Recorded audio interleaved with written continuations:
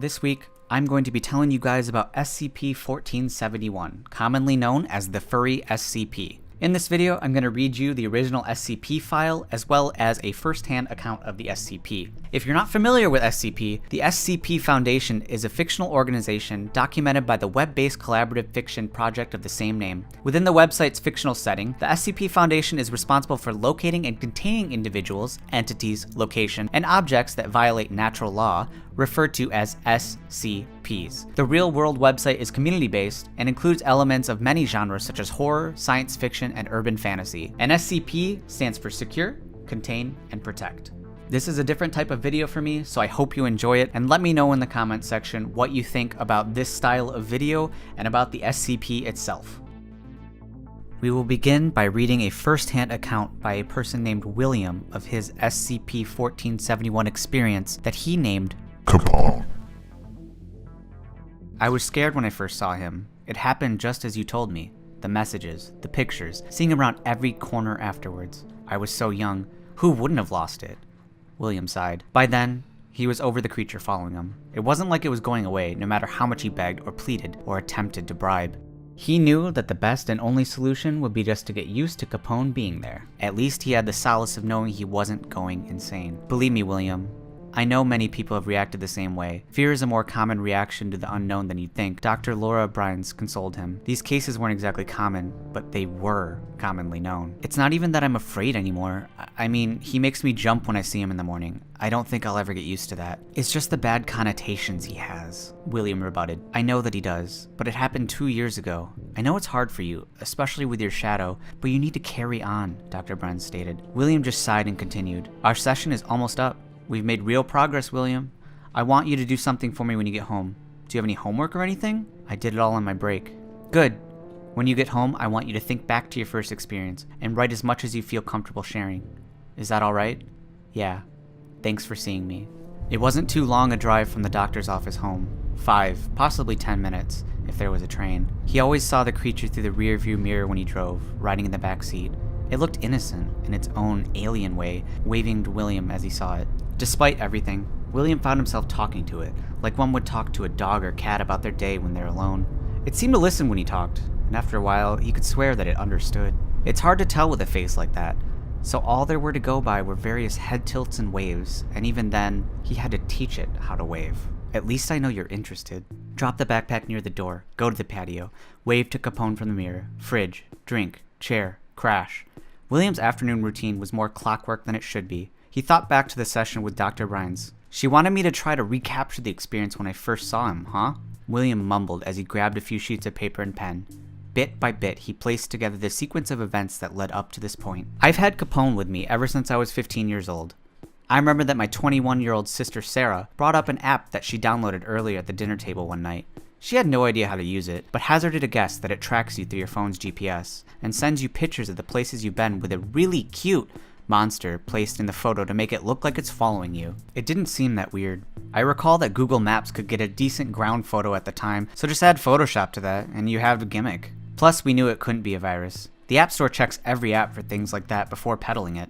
The only thing I found legitimately off at the time was that it was both free and adless. Her explanation of it sounded pretty cool to me, so I asked Sarah to help me download it on my phone. She told me that while my old hand-me-down flip phone did have something like an app store, it most likely didn't have Mallow. Didn't stop her from looking though. Sarah was a good sister. She really could have just told me to get out of her hair, but she always took the time of her day for me, packing my lunch, playing with me, bringing me to R-rated movies that I was clearly too young for. I was lucky to have her as a legal guardian when the parents went away. I was too young to process it all when it happened, but Mom and Dad died from a head-on collision with a drunk driver. Sarah took care of me as my legal guardian up until I moved out for college. God knows where I'd be if she didn't. After some prodding, she found the app, which was a surprise to the both of us. It was obvious that my phone didn't have any kind of GPS, but neither of us even thought about it until much, much later. Soon enough, I received my first picture. I'll never understood the way Sarah saw the world, if that was her idea of cute. The photo was taken in my school's courtyard, with the creature I'd soon call Capone sitting on one of the benches. You could barely see him, but there he was, covered in his black matted fur, with his knife-like claws, a set of blank, pure white eyes,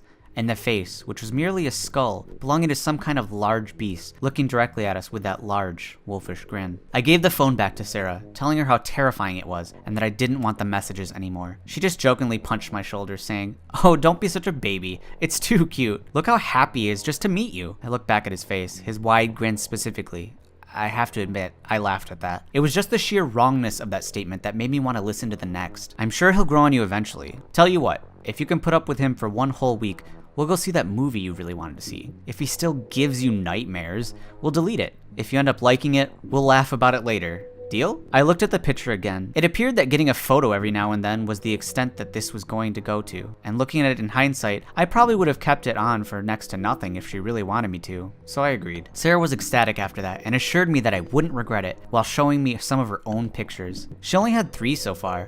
One at her office, one at the park, and another on the road we lived on, each picture containing her clearly visible entity. I must have looked nervous or something because she suggested that I name mine like she did with her. Cassandra. I thought about it for a bit. Let me make something clear though, because it seems to come up whenever I tell people this. I did not name my Mallow Capone because of the incidents with my parents. I didn't even know that my mom and dad's arrest involved alcohol at the time. I named him after a history lesson I found amusing in school where people's fear got the best of them. And as my teacher put it, it ended up doing more harm than good. It was intended as a reminder that I shouldn't be making the same mistake. I saw a bit of light in this whole thing after giving it a mock title, and I thought it wasn't going to be that bad. I went to bed, and my normal life went on just for a little while longer. I continued to get pictures of Capone for a while, following me at school, the bus stop, my street, virtually everywhere I went. It wasn't until the 3rd or 4th day when I got called in from class. I was thinking that I was in trouble or something, even if I didn't know what, but as soon as I saw Sarah, that feeling was stifled. She looked very shaken.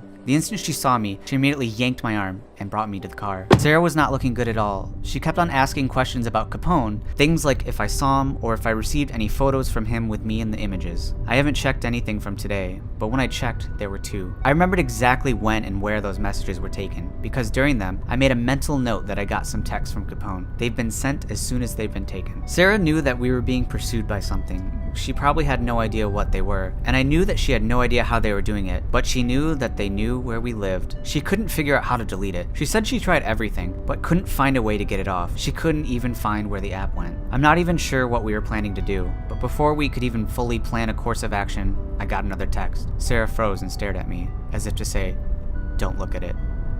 If I didn't, I could have a semi-normal life right now. It would have been over the news within a week, and we would have known. But I did it. I opened the phone, and there we were, just sitting there, with that fear-stricken look on her face. The photo was clearly taken from the hood of a moving car, giving us a clear view of what was behind us. He took up most of the back seat and towered over me. We both turned around, preparing to scream at the monstrosity behind us, but when we did, the seat was empty. We didn't know what was happening or what to make of it, but we felt that the only thing to do was run away, abandoning the car. We hastily ditched the car, ran the rest away to the apartment, and locked the door behind us. We locked ourselves in the bathroom and waited. We just stayed there. Even when we got a message from Cassandra Capone, Sarah would scream at them, asking why they were following us and begged for us to be left alone. We felt helpless against them. All we felt we could do was just sit in the bathroom and hope they would go away. The room felt like our safe haven until we were exposed to them for too long. Sarah started to panic, saying that she kept seeing one of them behind her. I wasn't seeing it though. I was more concerned about trying to calm her down by telling her that maybe they weren't really there than I was about seeing Capone in the mirror. I convinced Sarah that we needed to leave the room out of necessity.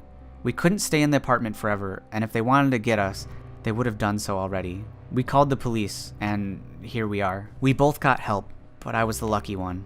Everyone's case was different in terms of interaction, but for me, Capone was always in a mirror or some reflective thing large enough to show him. He was predictable, and I could find ways to block him out when I needed it. I learned how to expect Capone, and after a while, he kind of grew on me. I used to have a makeshift curtain that I would pull over the mirrors when I didn't want to see him, but I started using the curtain less and less as time went on. Capone always seemed to try to interact with me, even if he didn't understand what he was trying to say most of the time. I started to greet Capone with a casual wave as I passed by him from the living room mirror, and eventually he started to wave back. He kind of became a constant companion to me, and I adjusted Capone just as he adjusted to me. My case wasn't as severe as Sarah's. She saw Cassandra everywhere she looked. Around every corner, just out of sight, over her while she slept. Sarah took her own life 2 years ago. I wanted to blame Mallows for it, but I can't. Following the person who looks at their messages is just what they do. Now, every time I see Capone, I'm reminded of what I did in the car that day. I knew I shouldn't have picked up that text. If I didn't, she would still be here. It was almost 4 hours since William started writing, but he almost felt relieved. He's never actually told anyone about this in such detail before. The majority of what happened was kept between himself and Capone. He looked up to the creature in the mirror from across the room for a few seconds, as it gave the old, familiar wave. William was silent for a minute, staring at Capone, and then back to his papers. He felt the need to make one last point. But then again, how would I have known? I don't know who made the Mallows or why. I don't even know if anyone actually made the app. Many things like it have been created naturally or have been given some kind of anomaly out of sheer chance. It would make so much sense if some physical thing was to blame, but there's none that I can legitimately find. None on the Mallows, none on me. Just by chance. Archival document 1471-01. Note: SCP-1471 as posted on application stores. Mallow, version 1.0.0. Free! Reviews, 0. Description, 4. Redacted. Never settle for those awkward feelings of being alone ever again. Mallow is an exciting and interactive experience that will keep you engaged and intrigued. The anxiety of social situations can be nerve-wracking, but after just a few hours of Mallow, you will soon forget all those painful emotions of disappointment. Be part of a new craze that is quickly becoming the next social substitute. Remember, the more you participate, the more Mallow will engage you. Your experience is completely up to you. Absolutely no ads. Enjoy. Item number SCP-1471. Object Class Euclid. Special Containment Procedures. All mobile devices that have SCP-1471 installed are to be confiscated and analyzed for any potential leads to other possibly affected devices. Afterwards, affected devices are to have their batteries removed, be assigned a designation, example SCP-1471-number, and be placed in a storage unit 91 at Research Site 45. All online application stores for mobile devices are to be monitored to prevent any inadvertent sales of SCP-1471. Suspected devices are to be targeted using self-uploading malware in order to disable the device until it can be seized by field agents. Description: SCP-1471 is a free 9.8 megabyte application for mobile devices named Mallow, version 1.0.0, in online application stores. SCP-1471 has no listed developer and is somehow able to bypass the application approval process to go directly to distribution. SCP-1471 is also able to avoid removal by other program manager applications. After SCP-1471 is installed, no icons or shortcuts are created for the application. SCP-1471 will then begin to send the individual images through text messaging every 3 to 6 hours. All images will contain SCP-1471-A, either within the background or the foreground. SCP-1471-A appears as a large humanoid figure with a canid-like skull and black hair. During the first 24 hours following the installation of SCP-1471, the mobile device will receive images taken at locations commonly frequented by the individual. After 72 hours, the mobile device will receive images taken of the individual in real time, with SCP-1471-A appearing with close proximity to the subject. Individuals with less than 90 hours of exposure to these continuous images will begin to briefly visualize SCP-1471-A within their peripheral vision, reflective surfaces, or a combination of the two. Continued exposure to SCP-1471 after this point will cause irreversible and sustained visualizations of SCP-1471-A. Individuals at this stage have reported periodic attempts made by SCP-1471-A to visually communicate with them, but failed to understand or comprehend these actions. Currently, the only known treatment to reverse SCP-1471's effect is to eliminate the individual's visual exposure to these images prior to 90 hours after installation. To date, no apparent hostile activity has been reported regarding SCP-1471-A.